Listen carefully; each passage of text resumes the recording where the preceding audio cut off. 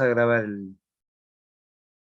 Entonces, estamos en el entorno del poeta Dante Alighieri. Entonces, en la primera hora habíamos visto la trascendencia y la calidad literaria de su obra mayor, de la monumental obra universal, la Divina Comedia, dividida en 3 estamentos, ¿no? El infierno, el purgatorio y el paraíso, donde el autor, Dante Alighieri, es personaje de su propia obra y también su amor platónico Beatriz. Desde ese punto de vista es un poeta de grandiosidad temática durante la Edad Media, pero que trasciende en el tiempo. Prosiguiendo, es plausible imaginar que esta situación se invertiría por sí sola con el tiempo y también que el proceso podía acelerarse si algún notable escritor producía una obra de altísimo nivel que acreditase la idoneidad de las lenguas vulgares para la expresión literaria. En Italia, el protagonista de este giro fue el gran Dante Alighieri. Dante no solamente abogó por el uso de la lengua vernácula, de vulgar y elocuente, sino que mostró su exquisito potencial lírico en los poemas y prosas de la vida nueva, y tras ello consagró los últimos años de su vida a la composición de su Divina Comedia, llegando a la entonces balbuciente literatura italiana, una de las cumbres de la literatura universal. Ahora prosigue con la lectura del texto resaltado. Sander.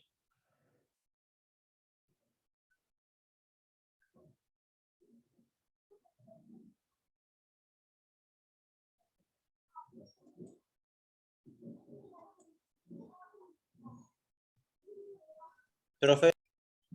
La lectura del texto resaltado.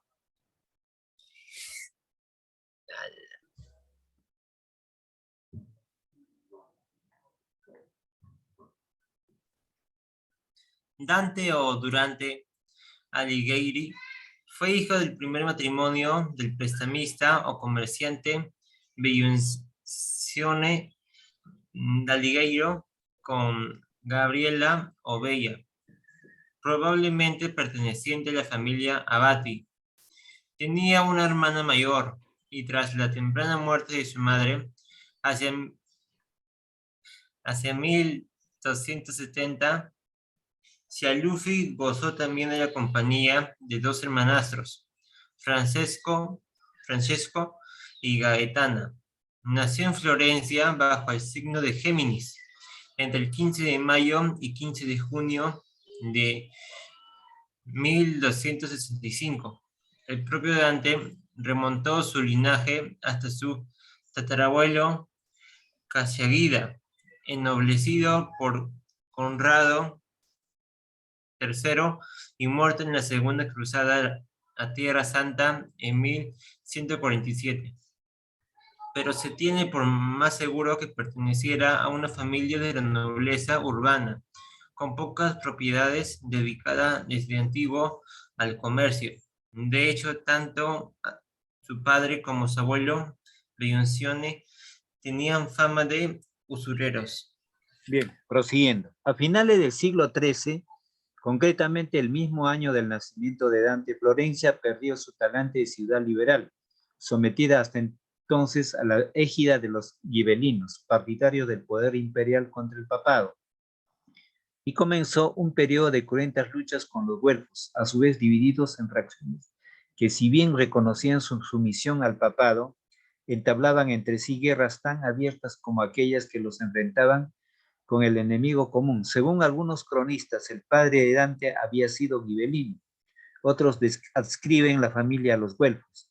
Es seguro, sin embargo, que Dante perteneció al partido güelfo y dentro de este a la facción de los blancos moderados. Bien. A ver, en el texto resaltado, Sander. Sus años de infancia y juventud coincidieron con los más pacíficos que conoció Florencia en la época, sobre todo hasta la ascensión en 1295 de Bonifacio VIII al trono de San Pedro.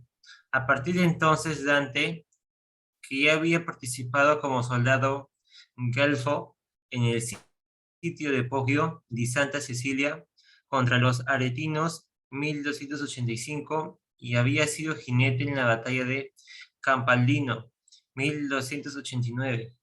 También contra los gibelinos se adhirió abiertamente a los ideales políticos de democracia e independencia comunal de los guelfos.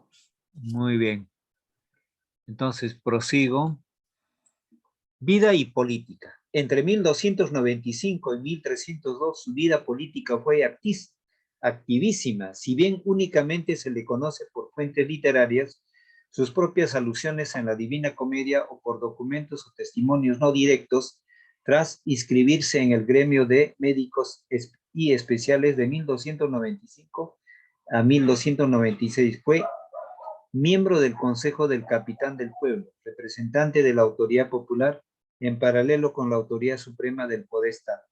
De mayo a septiembre de 1296, tras cesar en el cargo anterior, perteneció al Consejo de los 100, Parlamento de los Ciudadanos, y votó las leyes contra magnates. A ver, el texto resaltado, Sander.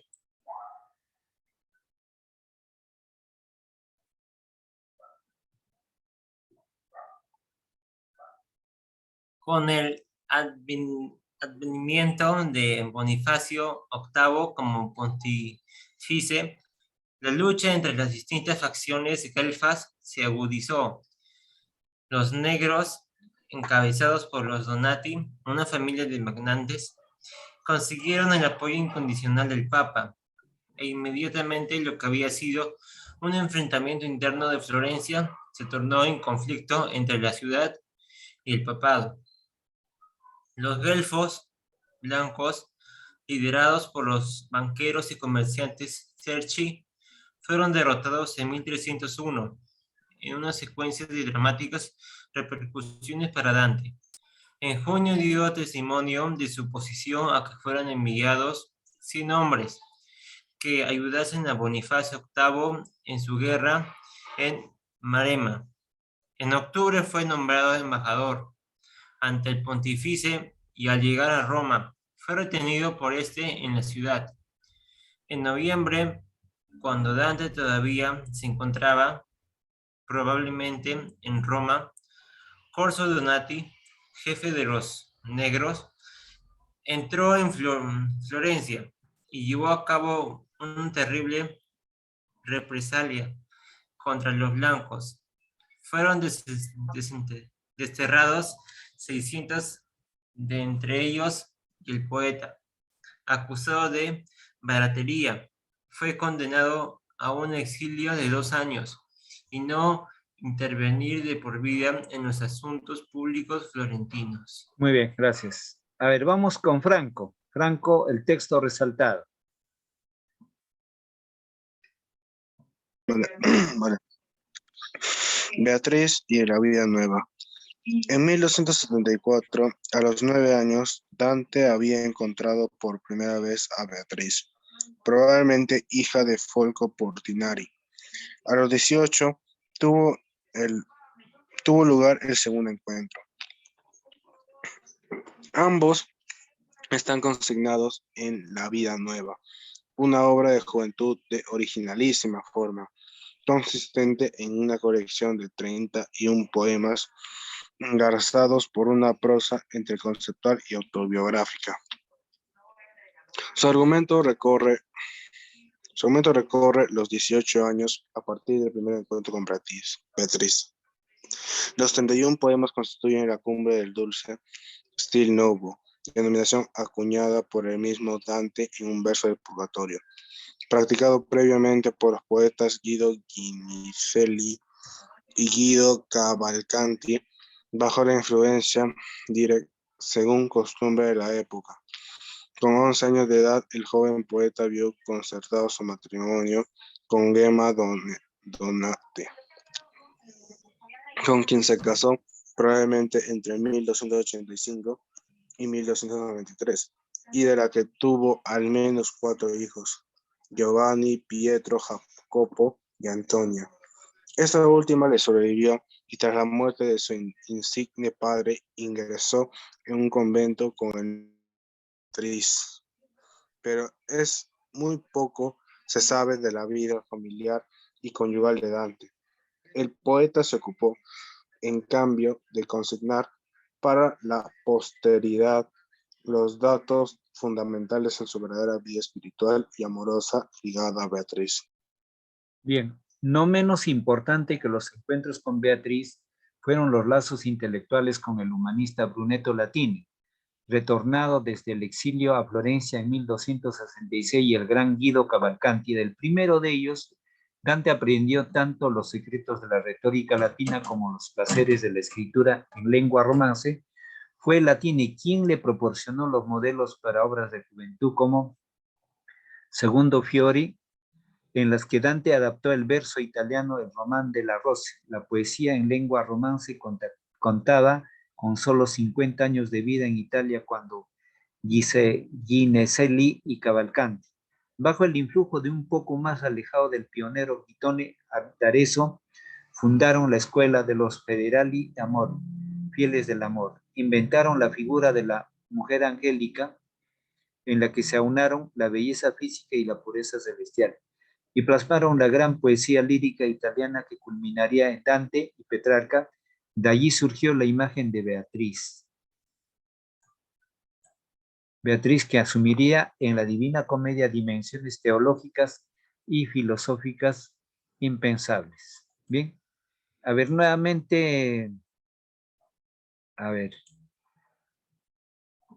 lectura de Sanders, la parte resaltada.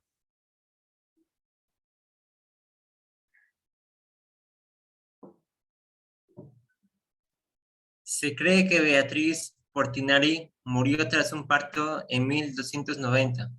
Así pues, tanto el casamiento de Dante como la publicación de la vida nueva son posteriores al hecho. El poeta lo consignaba en esta obra, anunciando a la vez la transformación poética posterior.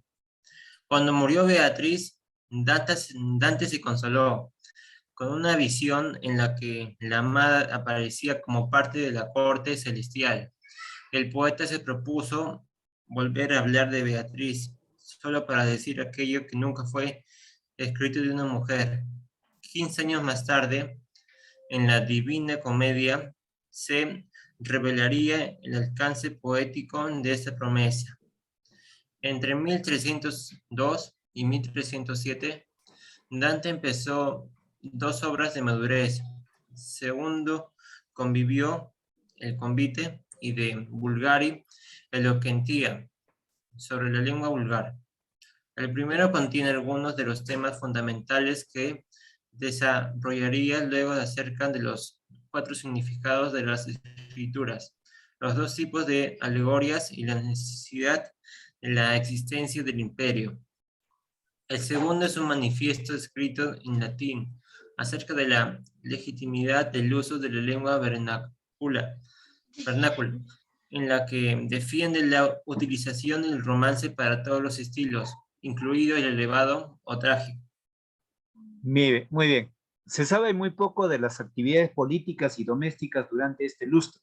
En 1303 estuvo con Forlì como consejero de Scarpetta o de Ley, comandante de los blancos, mientras que al año siguiente, luego de la derrota de sus partidarios en la batalla de Lastre, 20 de julio, decidió separarse de su antigua facción. En 1305 posiblemente viviera en Bolonia, un entorno privilegiado desde el punto de vista intelectual, donde continuó la escritura de las dos obras antes mencionadas y de donde fue expulsado el 6 de octubre de 1306 para refugiarse primero en Runigiania, bajo la protección de los Malaspina, luego en 1307 en Casentino con el conde de Baiboli, y finalmente en 1308 en Lucca.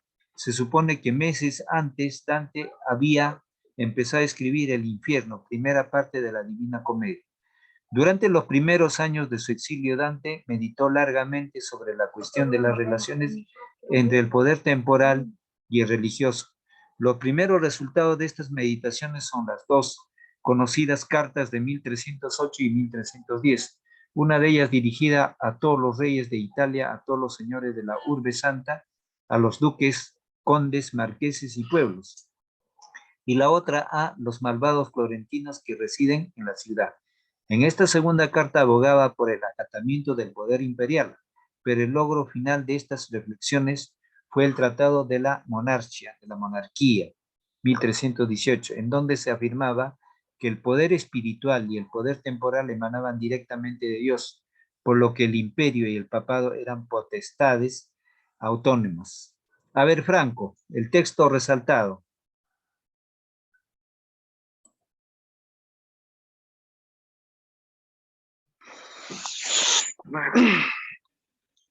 Si se acepta como fecha de terminación de la monarquía la de 1318, se comprueba que su gestación fue acompañada del progresivo endurecimiento de las condiciones del exilio de su autor.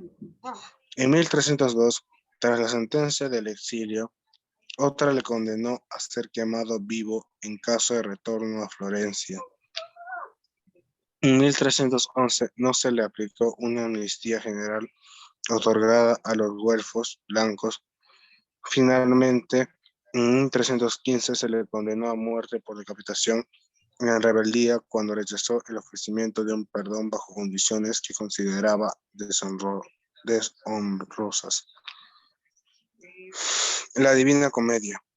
Resignado a no volver a Florencia, en 1318 abandonó Verona y se reunió con sus hijos en Rávena.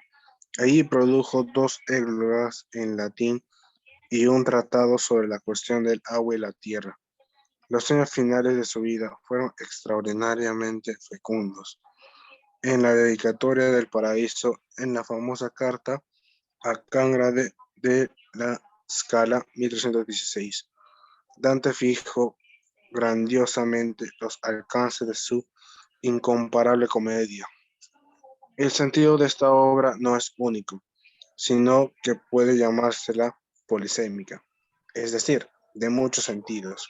En efecto, el primer sentido es el que proviene de la letra, el otro es el que se obtiene del significado a través de la letra. Muy bien, dividida en 3 libros o cantos: Infierno, escrito hacia 1312, Purgatorio hacia 1315, Paraíso entre 1316 y 1321. La comedia está compuesta por 14.233 versos en decasílabos, en terza rima, agrupados en 100 cantos, uno de los cuales es el prólogo, por lo que cada una de las 3 partes o libros contiene 33 cantos. Narra el viaje del poeta a los reinos de Ultratumba. Acompañado del poeta latino Virgilio.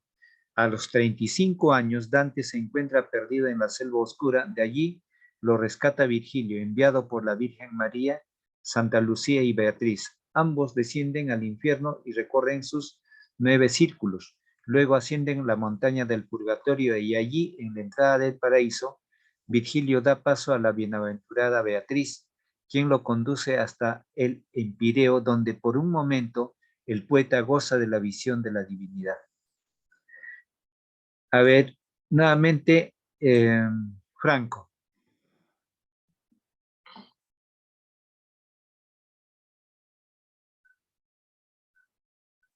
Bueno, la comedia debe su nombre, según el saber medieval, a su movimiento ascensional.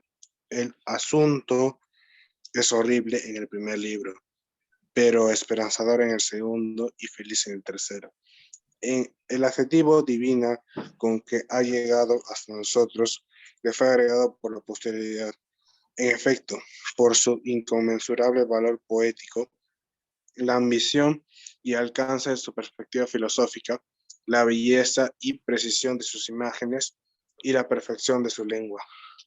La comedia ha sido considerada como el mayor poema de la cristiandad. Muy bien. Al terminar la redacción del Paraíso, Dante tenía ya la certeza de que su destierro era definitivo, la imposición de la condena de muerte de 1315 tras su rechazo de la amnistía. Se extendía por igual para su descendencia. En 1319 probablemente el poeta se encontraba al servicio del señor de Rávena, Guido de Polenta, quizá con funciones de secretario o preceptor de retórica. A principios de 1321, el dogo de Venecia amenazó con una expedición punitiva contra Rávena, a raíz de un conflicto por la explotación de unas salinas limítrofes entre las dos jurisdicciones, y Dante marchó a Venecia en calidad de embajador del señor da Polenta con el fin de apaciguar a los regidores venecianos. El largo viaje hecho en pleno verano por tierra primero y luego por las lagunas de la costa de Adriático le fue fatal. A su retorno a Rávena, Dante enfermó gravemente de la malaria contraída durante el trayecto. Murió entre el 13 y el 14 de septiembre de 1321 y fue enterrado en medio de solemnes homenajes en la iglesia de San Francisco de Rávena. ¿Cómo citar este artículo? Fernández Tomás y Tamayo Elena, Dante Alighieri, biografía. En Biografías y Vidas, la enciclopedia biográfica en fines de línea internet, Barcelona, España. Esa es la fuente de donde se obtuvo esta información. Entonces, en este contexto, básicamente, pues Dante representa una genialidad durante la época medieval con esta obra monumental en que hemos visto en la primera parte de la obra, donde oscurece básicamente el mérito literario de la Divina Comedia frente a las otras obras que ha compuesto Dante. Entonces, la Divina Comedia está en ese trasuntar del conocimiento bíblico de la teología, ¿no? De la percepción que se tenía, por ejemplo, en la época medieval, el mundo terrenal estaba enfrascado en una ideología donde se hablaba de que el mundo terrenal era un valle de lágrimas y que después de dejar en el aspecto físico, el mundo espiritual del más allá resultaba como un premio para las personas según sus acciones. Y si sus acciones eran nefastas o malas, tenía que ir al infierno. Y si sus acciones eran medianas, tenía que ir al purgatorio. Y muy pocos llegaban a la categoría donde tenían que ocupar el, eh, el paraíso o el cielo. Entonces, no solamente por esa concepción básicamente cristiana, católico, básicamente teológica de la enseñanza bíblica, es la Divina Comedia importante, sino por la genialidad de la creatividad literaria de los tercetos, que un promedio de más de 14.000 versos es enorme, ¿no? 14.000 versos porque no está escrita en prosa, sino está escrito en verso. Claro que ya las editoriales nuevas lo han llevado a prosa para que el lector pueda entender con más facilidad el contenido de la obra. Entonces, los tercetos compuestos es una poesía en todo el contenido de la obra de la Divina Comedia. Y esos tercetos básicamente los ha adoptado con una genialidad de gran creatividad literaria, ¿no? Entonces, eh, desde ese punto de vista, pues, que comprende a un promedio de 100 cantos divididos a 33 cantos que hacen suma 99 y un canto que es de introducción, hacen 100 cantos. Entonces, esa genialidad de extensión literaria que tuvo.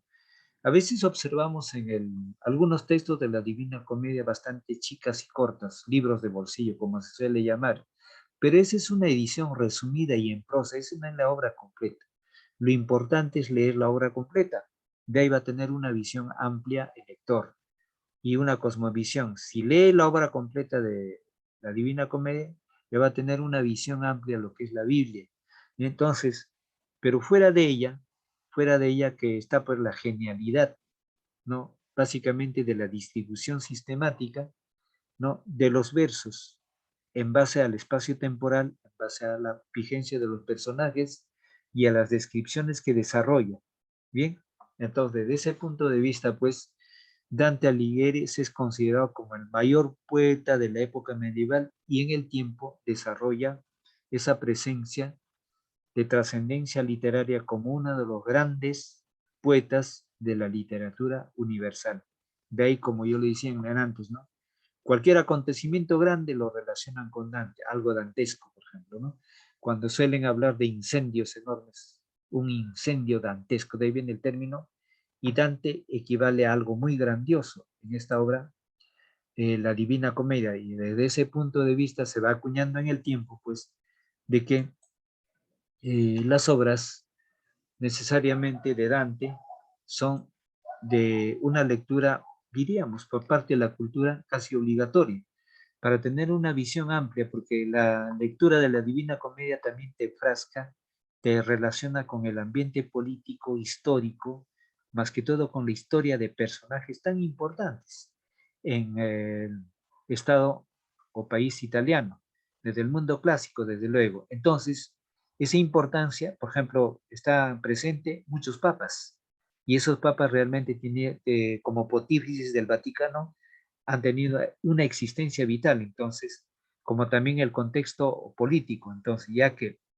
en la época de Dante habían dos partidos políticos, y el hecho de pertenecer a un partido político y su accionar constante y activo lo ocasiona ciertos problemas, como es el exilio, como es la pena capital de decapitación, etcétera, que estaba en una sanción de no poder volver a Florencia, etcétera, mucho. Entonces, en ese accionar, en ese contexto, es lo que da por final su vida, ¿no? Entonces, no solamente como poeta literario, ¿no? Sino como también político y como defensor de las lenguas vernáculas, ¿no? Como defensor de los nuevos pareceres de las expresiones lingüísticas, porque todavía predominaba el latín, pero en el tiempo se forma, digamos, el italiano. Entonces, en el plano de la lingüística, se consideraría a Dante como un defensor de las expresiones lingüísticas del momento. Entonces, frente a eso, es lo que he querido ampliar este tema de la separata 25, que en la primera parte está en diapositivas. La segunda parte es la separata como ampliación, esto lo voy a cargar también unos minutos en el mismo plazo. Entonces, con esto finalizo la sesión de clase y agradezco a los dos alumnos que han estado presentes en la sesión. Desde luego les bonificaré con una buena calificación. Entonces, con esto cierro la sala hasta el día de mañana.